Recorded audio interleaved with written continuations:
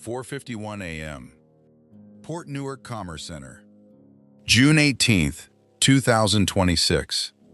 A tactical entry team from Homeland Security Investigations stacked at the south loading bay of a low-profile warehouse on Corbin Street, less than 400 yards from the container cranes at Port Newark Elizabeth Marine Terminal.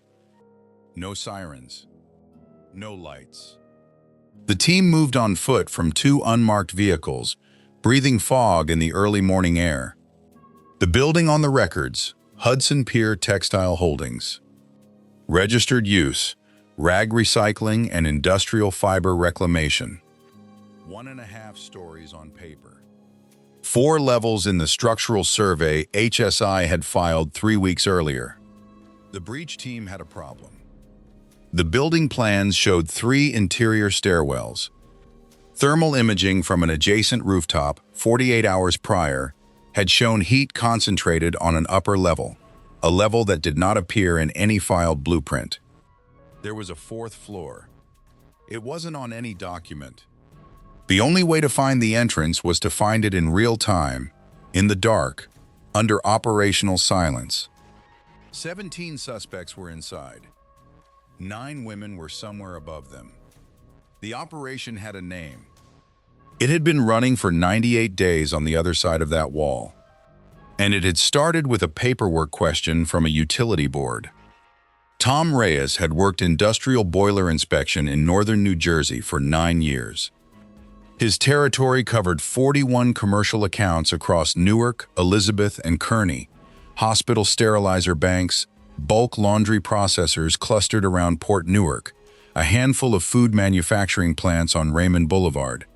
He drove a gray Ford Transit with a state utility board decal on the door panel and a calibrated pressure gauge on the passenger seat. He ran the Atlas Vapor Systems account every February without incident. Atlas supplied steam distribution to bonded warehouse clients along the port corridor. Reyes signed off on the boilers, logged the pressure ratings, filed the certificate with the New Jersey Board of Public Utilities, and moved on. The February 2026 inspection was identical to every other one. He signed off. He moved on. 6 weeks later, on March 24th, he received an administrative inquiry from the Utility Board's Audit Division. A bonded warehouse client, Hudson Pier Textile Holdings, listed in Essex County commercial records as a fiber reclamation operation, had drawn industrial steam at a rate inconsistent with its registered activity for 98 consecutive days. The automated consumption monitoring system had flagged it during a seasonal review. Reyes pulled the Hudson Pier file. The account had opened in October 2025. The consumption data showed continuous high-volume draw, the thermal equivalent of running a full commercial laundry at 60 to 70% capacity. 7 days a week. No downtime. Hudson Pier Textile Holdings had no laundry contract on file with the Port Authority. Its Essex County registration described fiber weight processing and synthetic rag sorting. Operations of that type required negligible steam. Reyes did what the state required when consumption contradicted registered activity. He flagged it to the New Jersey Office of the Inspector General with a discrepancy notice and consumption logs. He didn't know what he'd found. He found out later when a federal agent called. The New Jersey Inspector General's office forwarded the flagged account to Homeland Security Investigations in Newark within 72 hours. The referral was routine. Irregular consumption at port-adjacent bonded warehouses was a known indicator for HSI. It appeared in customs fraud cases, contraband storage cases, and similar investigations over the preceding decade. What the referral didn't indicate was the actual content inside Hudson Pier Textile Holdings. That content took HSI 3 weeks of financial and corporate records work to understand. And what the agency found was only the first layer of what was inside that building. HSI Special Agent Claudia Merritt led the initial financial trace. Hudson Pier Textile Holdings had been incorporated in New Jersey in September 2025. Its sole registered officer was Darius Farhang, a dual national with an Iranian passport and a New Jersey commercial driver's license issued in 2022. The company had 3 vendors listed in its incorporation documents. All 3 were Elizabeth-based shell companies. The first, Coastal Fiber Reclamation LLC, incorporated in August 2025. The second, Newark Industrial Supply Partners, incorporated in October 2025. The third, Tri-State Packaging and Distribution, incorporated in November 2025. None of the 3 had employees on New Jersey payroll records. None had filed a federal EIN-linked tax return. All 3 showed bank activity at 2 regional commercial banks consisting almost entirely of wire transfers from a Cyprus-registered holding company, Meridian Consolidated Trade Partners, which had no apparent business presence in the United States. Merit ran Meridian against the Treasury Department's Office of Foreign Assets Control designation database. No direct hit, but a partial match to a network of Iranian state-linked trading entities flagged in a 2024 OFAC advisory on petroleum product sanctions evasion.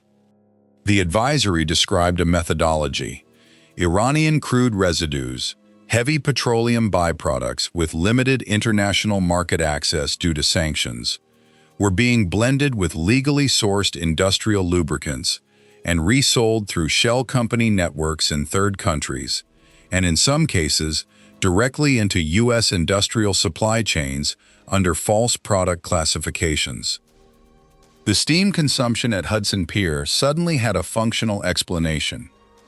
Industrial barrel cleaning and product repackaging, removing crude residue from storage drums, and repackaging blended lubricant for resale, required sustained heat.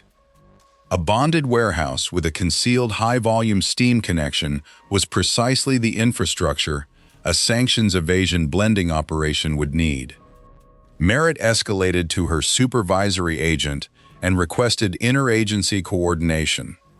Within 4 days, the FBI's Newark field office assigned a financial crimes analyst, and the State Department's Diplomatic Security Service opened a parallel file on Farhang and his travel history. The sanctions evasion piece, the Iran-linked crude blending, the shell company network, was serious federal exposure on its own. It would have produced arrests, asset seizures, potentially significant prison time. The DSS and HSI had built similar cases. The blueprint existed. What none of the agencies anticipated was what physical surveillance would reveal 8 days into the operation. A 2-person surveillance team from HSI's Newark office established observation at a rented unit in an adjacent commercial property on April 14th. The cover was a building maintenance contractor. The team set up optical and acoustic monitoring equipment consistent with the HSI surveillance warrant issued by the District of New Jersey Federal Court 5 days earlier. The building showed inbound and outbound vehicle activity on a consistent pattern. A white Ford Transit with no commercial markings arrived at the loading dock at approximately 4 a.m. every morning and departed at approximately 9 p.m. every evening. The van carried barrels. The barrels went in empty and came out sealed. What struck the surveillance team as unusual was not the barrels. It was the food. Over the first 6 days, the team logged 3 separate deliveries of bulk food goods to the rear service entrance. Commercial catering format packaging, bulk rice, canned goods, boxed dry goods, the kind of purchase pattern associated with a large institutional feeding operation. The registered business had no cafeteria, no employee headcount that would justify bulk food at this volume. The surveillance team flagged it to Merit. She ran a query against immigration and HSI's forced labor indicator database. The result matched a known pattern. Specifically, operations where workers are confined on-site, fed from a central supply, and denied access to outside communication or movement. Merit requested an emergency expansion of the surveillance warrant to include thermal imaging of the building's upper levels. The thermal survey was conducted from an adjacent rooftop on April 22nd, between midnight and 2 a.m. It returned an image that ended the question about who was in the building. The upper level, not documented in any blueprint, showed thermal signatures consistent with 9 to 12 human beings in a confined space. The heat profile matched sustained human occupation over an extended period. The floor temperature above the boiler system was consistent with proximity to an active industrial steam array. 9 to 12 people, in a space that didn't officially exist. Here's what cuts deepest when you go through the case file. The detail that matters most is not the sanctions evasion network. It's not the shell companies or the Cyprus wire transfers. It's the food delivery logs. The detail that told investigators someone was feeding people in that building, on a schedule, in volume. That was the moment the case became something different. The FBI's Newark field office elevated its involvement the same week. The case now carried two parallel investigative threads: the financial crimes track and an active human welfare investigation under HSI's Victim Identification Program. The latter governed operational timeline. As long as the individuals in the upper level were unidentified and their welfare unknown, case agents faced a fundamental constraint: moving too early risked endangering whoever was up there. Moving too late extended the exposure of people already in an unknown condition. The agencies needed identification. They needed to know who was in that building before deciding how to go in. The identification process took 22 days. It involved cross-referencing thermal imaging data against active missing persons cases filed with the National Crime Information Center, coordinating with state police units in New Jersey, New York, Pennsylvania, and Virginia, and searching HSI's trafficking tip line database for the October through January period. 9 active missing persons cases matched the operational window. All 9 individuals had been reported missing between October and January, a span corresponding almost exactly with Hudson Pier's incorporation and the building's steam consumption pattern. All 9 were adult women. Their ages ranged from 22 to 31. 7 were from New Jersey, 1 from eastern Pennsylvania, 1 from Virginia. 3 had been reported by employers after failing to appear for work. 5 had been reported by family. 1 had been reported by a landlord after rent went unpaid for 45 consecutive days. Each of the 9 had responded in the weeks prior to their disappearances to one of 2 online postings.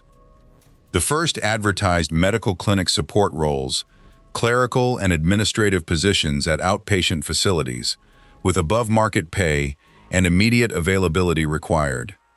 The second advertised household management positions, au pair or estate caretaker roles, again with above-market compensation and immediate start language. The postings were real enough to generate applications. They included legitimate-looking application portals and confirmation emails. None had led to an actual employer. All had led, through a sequence of communications the FBI was reconstructing, to individuals ultimately arriving at or being transported to Hudson Pier.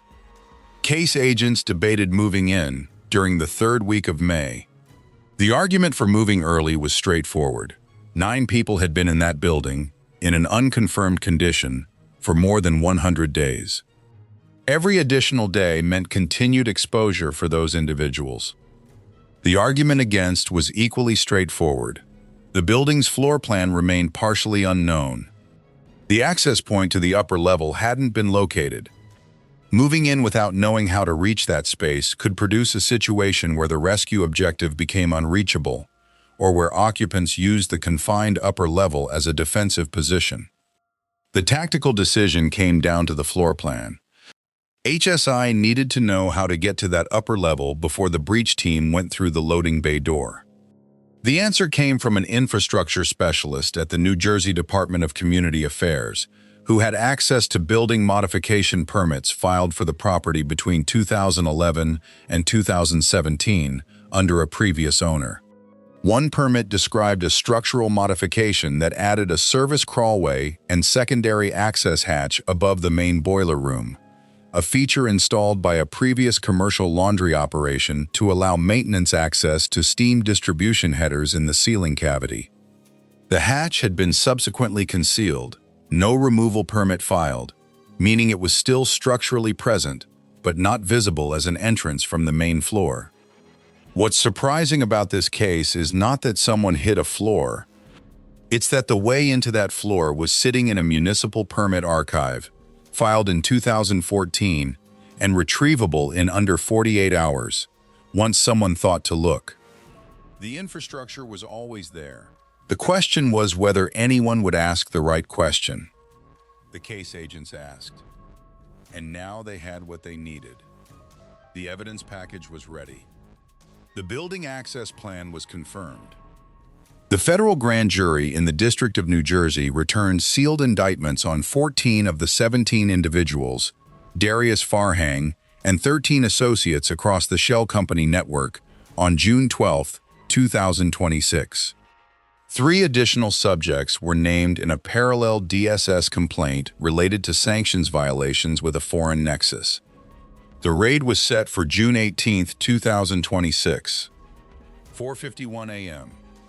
But on the evening of June 16, 34 hours before the scheduled breach, Merritt received a report from the surveillance team that changed everything.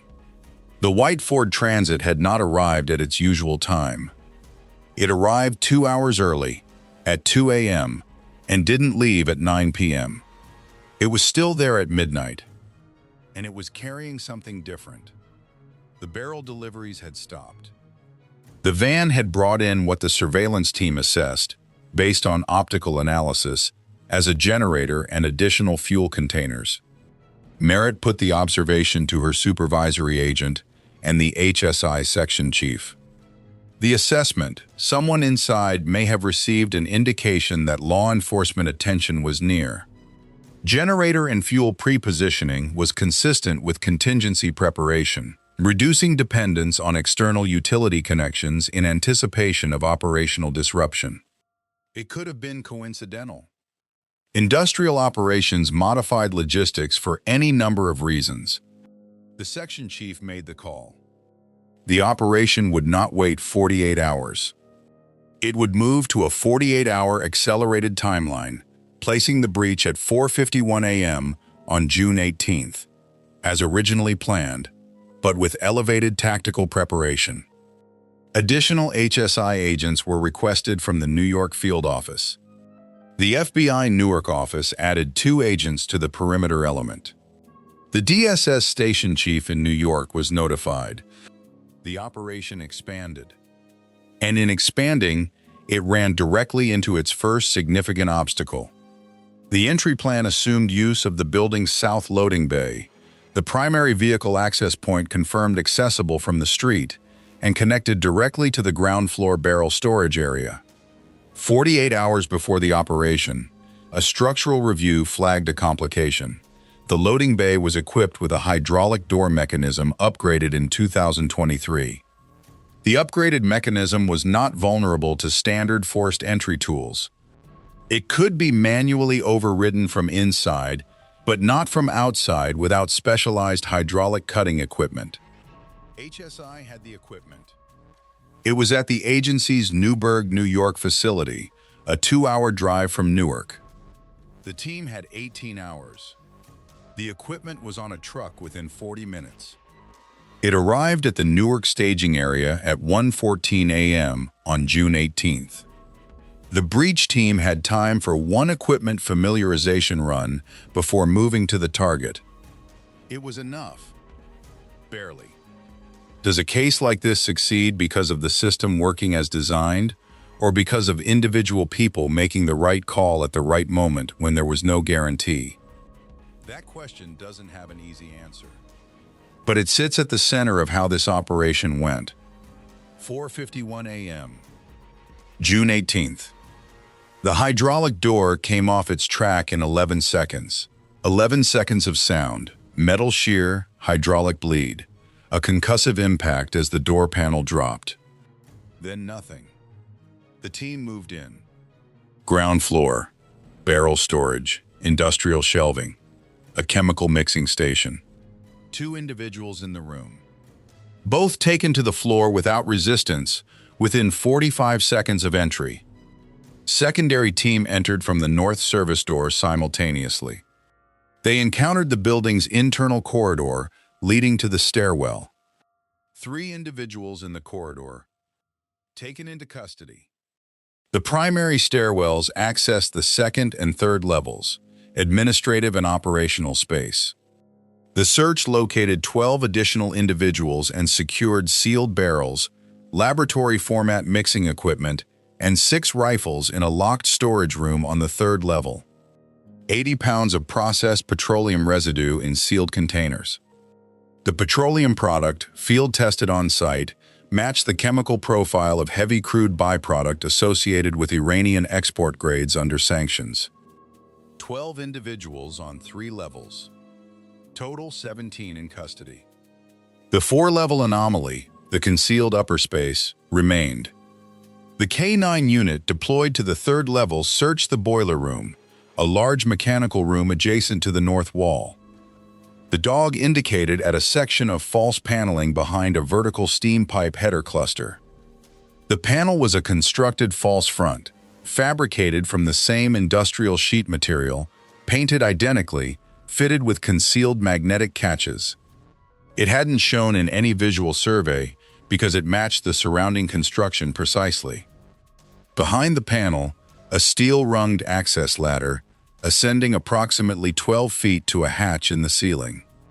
The hatch corresponded exactly to the maintenance access point described in the 2014 building modification permit. The breach team commander and 2 HSI agents ascended the ladder.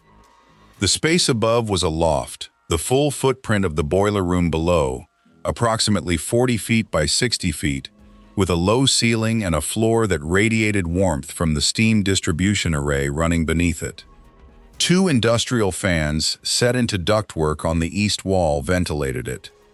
Overhead fluorescent tube fixtures lit it. It had been occupied for an extended period. That much was apparent from the physical condition. 9 women were in that room. All conscious. All alive. Each was immediately placed under medical hold. Federal EMS units that had staged 2 blocks away moved to the building within 4 minutes of the all-clear transmission. Each of the 9 was transported to University Hospital Newark for evaluation. Medical documentation from that intake was later incorporated into the federal prosecution case file. The rescue itself, the moment the hatch opened, is not a moment this record can reconstruct with clinical precision. The case file describes the condition of the space. It describes the medical intake process. A federal prosecutor would later describe what the welfare evaluation found.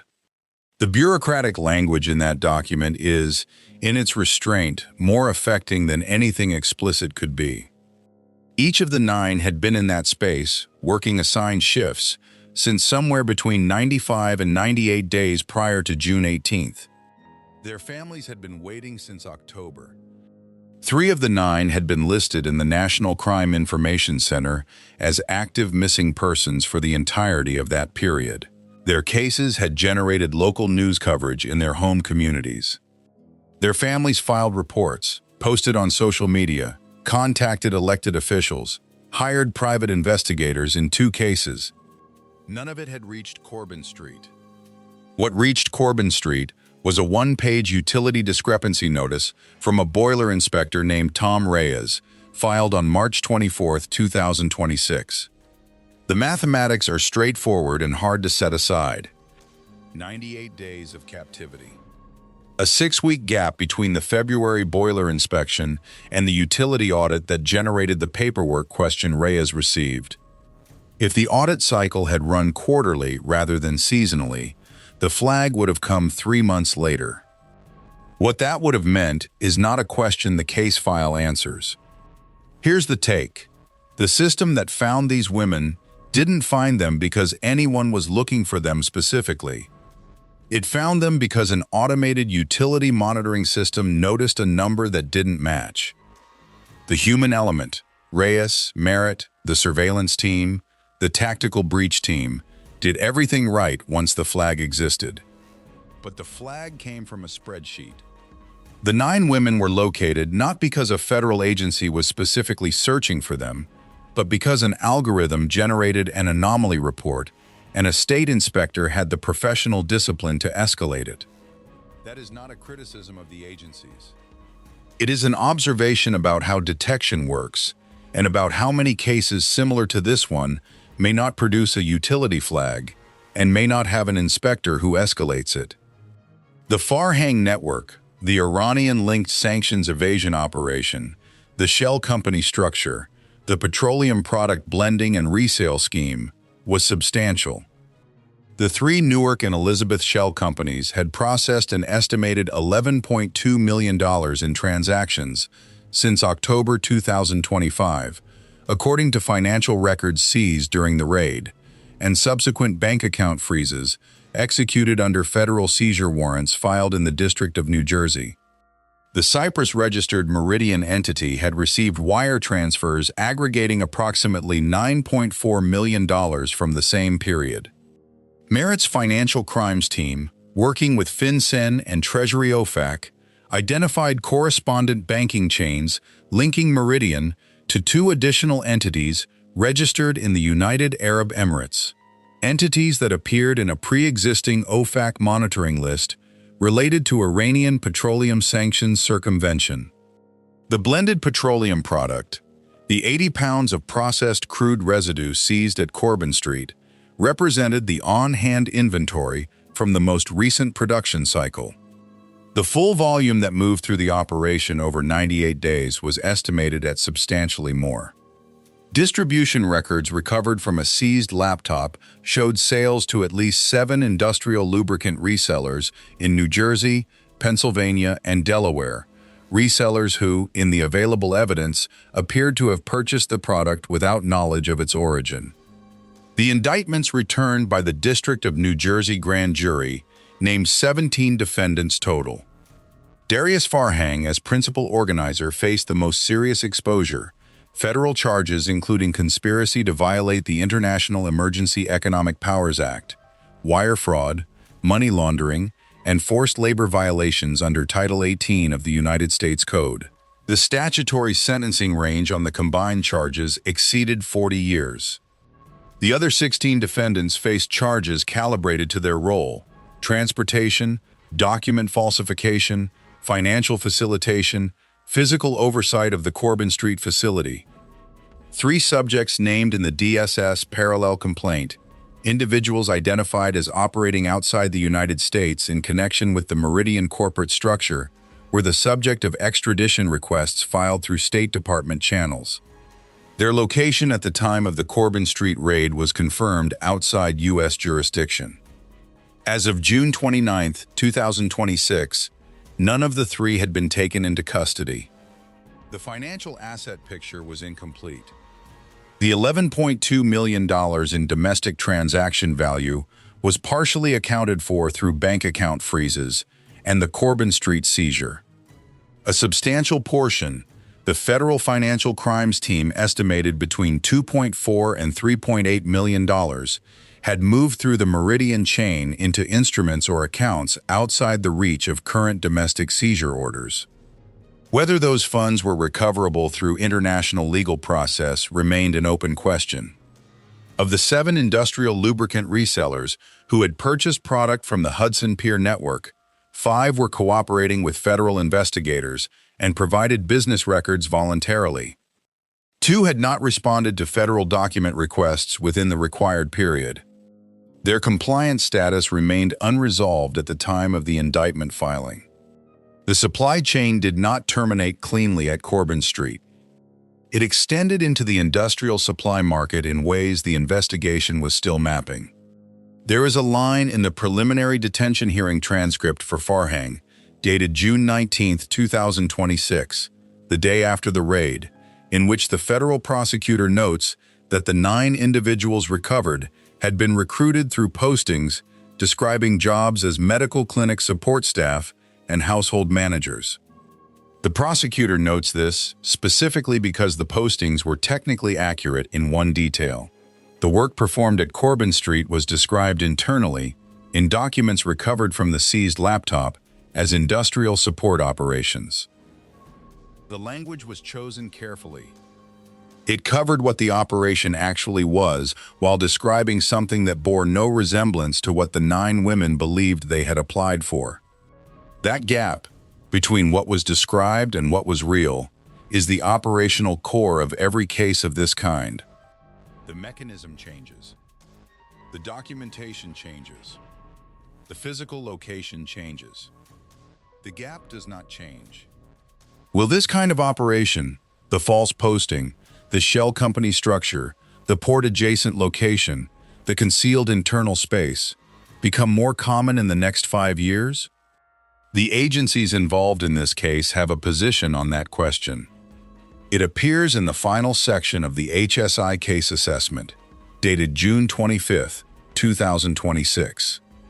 The assessment notes that the port corridor bonded warehouse model, the use of legitimately registered industrial entities near major port infrastructure to conduct concealed secondary operations, had appeared in 3 separate unrelated HSI investigations in the preceding 18 months. Each was different in its specifics. Each shared the same structural logic: a registered commercial front with a plausible industrial activity located in a high-traffic commercial zone where irregular activity wouldn't stand out, with a secondary concealed function that the primary registered use provided cover for. The Hudson Pier case produced the clearest documentation of that structure because the entry point, the utility consumption anomaly, gave investigators time to build the full evidentiary picture before moving in. Cases where the entry point is different, a witness, a traffic stop, an unrelated search, often produce arrests without the financial documentation trail this case generated. The financial documentation matters for a reason beyond criminal prosecution. It maps the network, the shell company chain, the Cyprus intermediary, the UAE registered entities, in a way that can be queried against other federal databases looking for similar patterns. That query, as of June 29, 2026, had returned 3 preliminary matches in cases currently under investigation by HSI field offices in different parts of the country. Merit's financial crimes team forwarded the matching data to the respective field offices. Whether those preliminary matches would develop into prosecutable cases was not yet determinable. The network at Corbin Street has been dismantled. The infrastructure it used, the financial architecture, the recruitment methodology, the port corridor model, is documented. It is documented because Tom Reyes received a paperwork question from a utility board audit division and did what a professional is supposed to do: escalate it. The 9 women recovered from the upper level at 4:51 a.m.